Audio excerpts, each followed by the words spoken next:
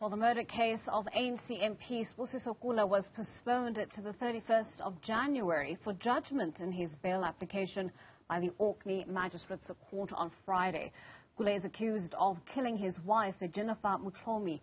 She was found murdered on the 27th of November in what appeared to have been a robbery, but police investigations later linked Kula to the killing.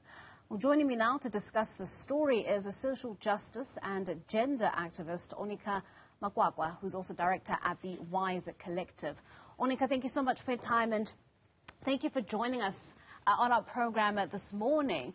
You know, very quickly, as an organization that is on the front lines, really, of fighting what we have dubbed as the second pandemic in South Africa, this pandemic of GBV, what's your reaction when you see a story of this nature unfolding?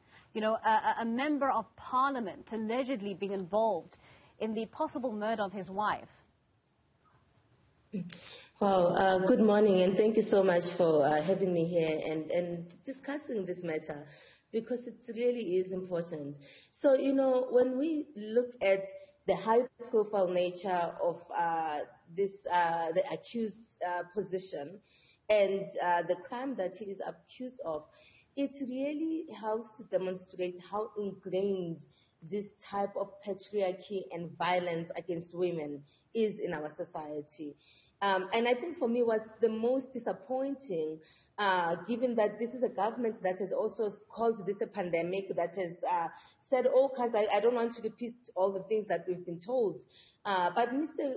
Kula actually is one of the members of parliament that voted to approve the 3 GBV bills that were approved last year.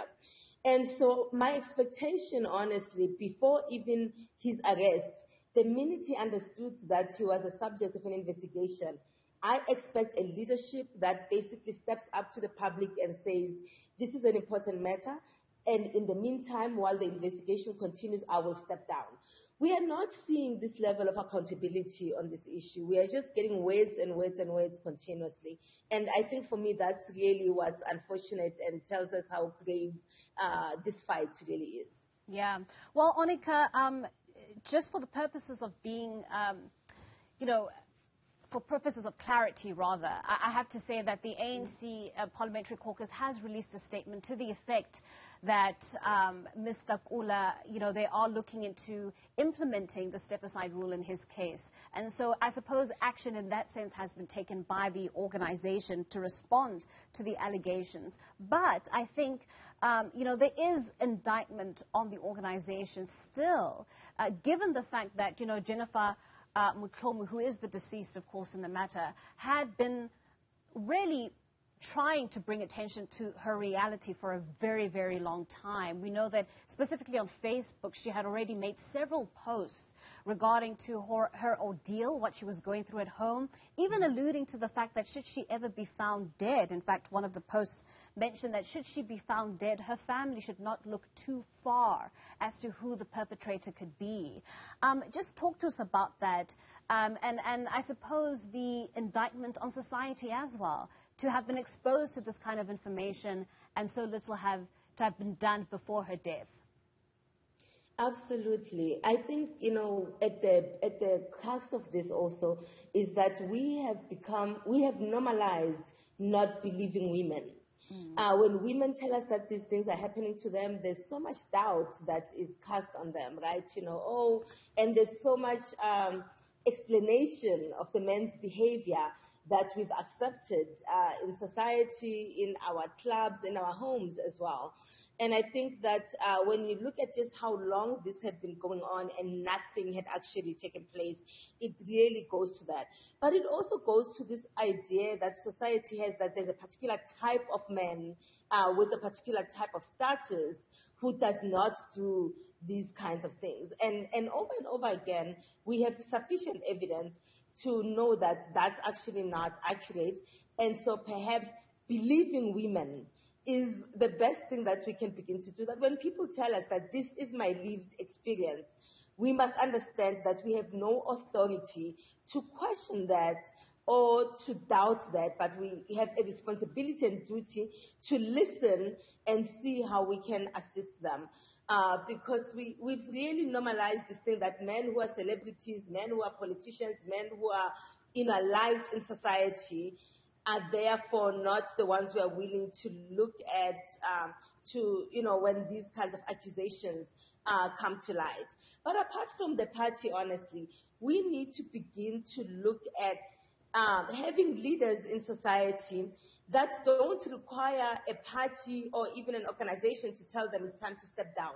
When are we going to have this kind of moral leader who believes in these issues and understands what's important, understands our constitution and everyone's constitutional right to safety, to on their own say, as a leader, this certainly brings disrepute to that role, and therefore whether the party has a step-aside rule or not, I, as your leader in society, am selecting to step aside to give way for a thorough investigation. We need gender-based violence to be at that level of importance for our leaders as well, and not just give us slogans and lip service on it. Well, talking about slogans and lip service to the problem of gender-based violence, Jennifer's tragic killing took place during 16 days of activism against, activism on violence against women and children. And, one has to question how effective these campaigns are. When something as harrowing, as egregious as this can happen, at a time where, as a country, we're certainly being heightened to the issue of gender-based violence, not just against women, of course, but also against the children. Where are we going wrong with how we're trying to educate society, educate men, educate women too as well, on the plight of other women when it comes to gender-based violence and the role that we as society can and should be playing to address it? And you're absolutely correct. One of the reasons why, as Wise Collective, we did not participate in the 16 days, and we also have not participated in the one prior to that, is because we continuously ask the question, what must happen during the 349 days that are not part of the 16 days, right? And obviously now it's happening even during the 16 days. But one of the things that's disappointing is that we keep doing the same thing over and over and over and over again.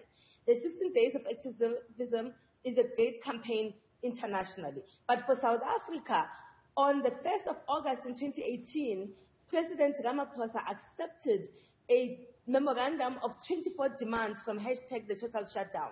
One of those demands was for the government communications, to launch a 365 days campaign on GBV.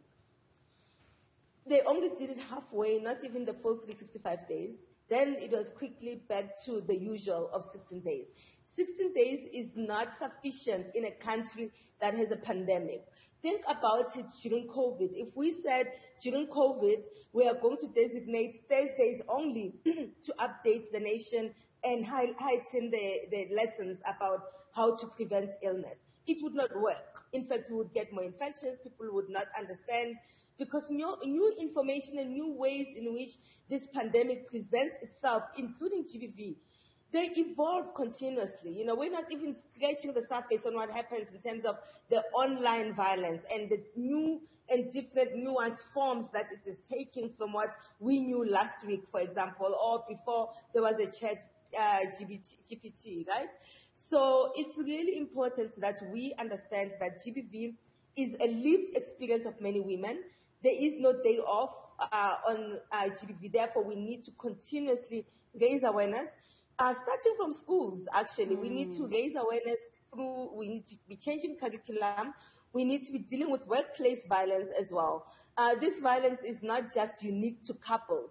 It's actually ingrained in the violence that's within our society, and we need to get serious about changing our brand as a nation to a country that is intolerant of violence. Yeah, indeed. The sense that I'm getting from you, Onica, is, we have a government that seems to be sort of throwing solutions at the problem of gender-based violence and not really getting to the root causes of what's happening with our society and the fabric of our society. You know, we know that we have this gender-based violence and femicide response fund, for instance. It has about 162 million rand injected into it to help with this problem, but it seems as though we're throwing solutions at this issue that we have. What else can and should we be doing to, as you mentioned, you know, start getting South Africans to really have a better understanding of what's happening when we are talking about the problem of gender-based violence? Because on the other hand, you know, we know that it is an economic issue as well, not just a social one. Yeah, absolutely. I mean, I think that one of the things that we need to deal with is the fact that we have a government that has adopted a national strategic plan, but has not fully funded that national strategic plan. So I will actually venture out and say that most of what we've been doing has been actually quite performative and tick box type exercises. We've supported 16 days of activism, tick box. We've hosted the Gender Summit, tick box. But we have not really done the kind of work that get to the core of this, right? And one of those things is that it requires accountability and leadership from the highest level of office. We cannot afford to have a president who still goes to a summit and his report, the crux of his report is that I request monthly reports from every department on GBV and I don't get these reports. So there is no framework of accountability, and that's the first and biggest thing that we need to deal with. We need to also have the kind of leadership that communicates the level of zero tolerance, so that when you have a member of cabinet who is accused of sexual harassment, that you understand how serious this is, and that even just merely putting yourself in a position where you are even accused of such behavior requires and somehow threatens your job, right? That your leader in government expects you to not find yourself entangled in these kinds of issues and acts and speaks loudly and clearly on these. Actually, we had silence when we had a similar case like that, including even now. I mean, when you look at this particular case, it took women mobilizing since December until now for even an arrest to take place. So we can't have government and leadership that waits for us to agitate and protest and march in order for them to know that something has been violated, someone has been violated, but also most importantly, our constitution has been violated, our laws have been violated, and therefore we need to act accordingly. So we need to capacitate the justice system as well, so that there is accountability within that justice system. It is absolutely unacceptable that sometimes we see violence, played to people sharing videos, and we still have to alert the same police who are seeing the same videos that they need to actually act. So something more than just giving funds, having conferences has to happen. And I think that's one of the reasons why we have really been very critical of the same old, same old. We need to definitely begin to run this country with that same spirit of these slogans, of just completely having zero tolerance and having action against the perpetrators of this crime.